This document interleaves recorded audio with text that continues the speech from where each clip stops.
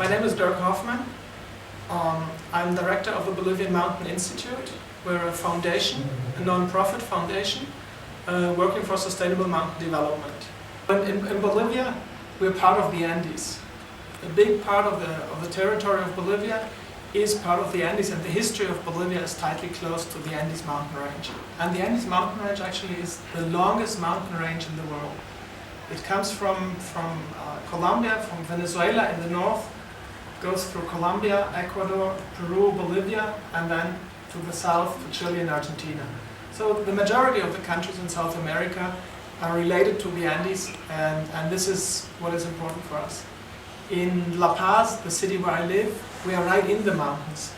La Paz stands at 3,600 meters, which is very high. Its neighboring city, El Alto, at 4,000 meters above sea level. So that is even higher. And we're all surrounded by mountain scenery. We can see the snow-capped mountains, we can see the glaciers. So Mountain Day for us is always an opportunity to remind people in the city of the importance of the mountains, of the relationship between the mountains and the life in the cities, the urban life, where people tend to forget the surrounding mountains, where a lot of benefits come to the city, especially water. Well, the mountains provide income for the mountain people in the first place. And we work a lot with the mountain communities, so for us it is important that they generate income. One of the main product services that the mountain areas provide is actually water. And there's a big contradiction. The mountain people don't receive any benefit from the water they provide for the city. So this is something we should be working on, but it is very difficult to work because of the political context. The government is saying to people, water is a human right, water shouldn't be paid for. So you shouldn't sell products of Mother Nature, which I think is a very interesting perspective. But people take that, they shouldn't pay for the surface water within the city. So it's very difficult to recontribute the people in the countryside, in the mountain areas, that maintain the mountains, that maintain the landscapes, so that the water will still be available. So that is one thing I think in the future have to take another look at. People in the mountains live obviously from the products they sell. So there's herders at the highest parts of the mountains, it's llamas, it's alpacas. The wool is being sold, the meat is being sold, sometimes the meat is dried and the dry meat is sold. So those are sources of income, but probably the main source is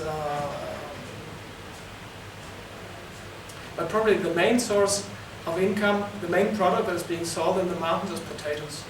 I think if you talk about livelihoods of mountain communities, the most important thing is to look and try to understand how mountain communities function, how they work, how are they organized, and not come from the outside with good ideas, with great ideas, and try to impose your ideas. And that is what is happening sometimes when NGOs or when government institutions come in from the outside. Mountain communities, they have a way of organizing their lives according to their own culture and according to their beliefs and to what they want to be doing. So they have livelihood strategies in place.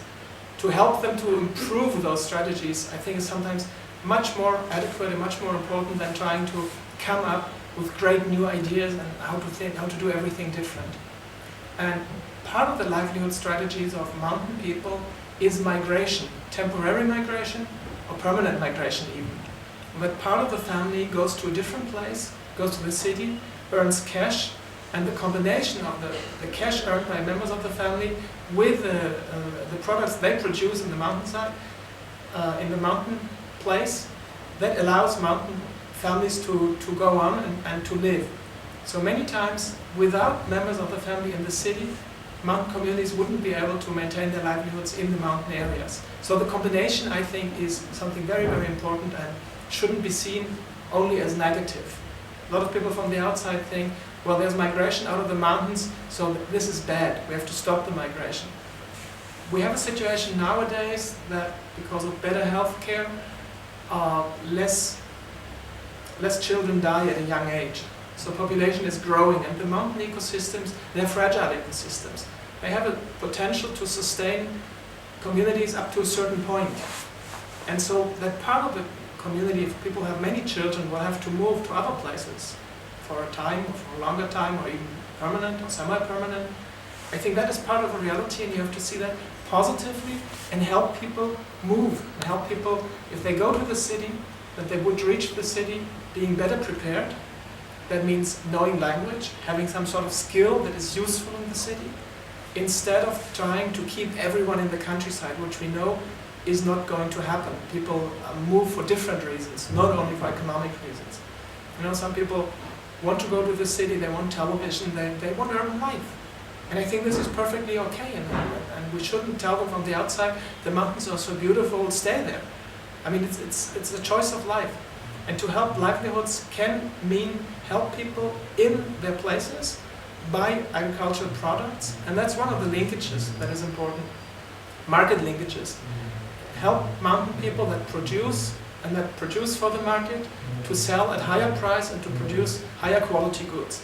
And I think that is something that can be helped by NGOs, it can be helped by local government, it can be helped by other actors, but not replacing what they're doing, not replacing their organization, but using their skills and using the way they're organized and their strength. One other thing is important. We have a new phenomena now, adding to the existing pressures and stresses on people in the mountains that comes from climate change. And that is something new. And that is something that people are not used to. They don't know how to go about it.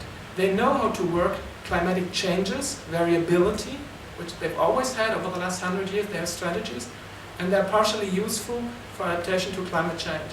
But the impacts of climate change go much beyond that. And that is something that is important for mountain communities to understand, to maintain their livelihoods. And there we can facilitate, and that's something we're doing as Bolivian Mountain Institute, facilitate the exchange of experience and knowledge between mountain people and the scientific community.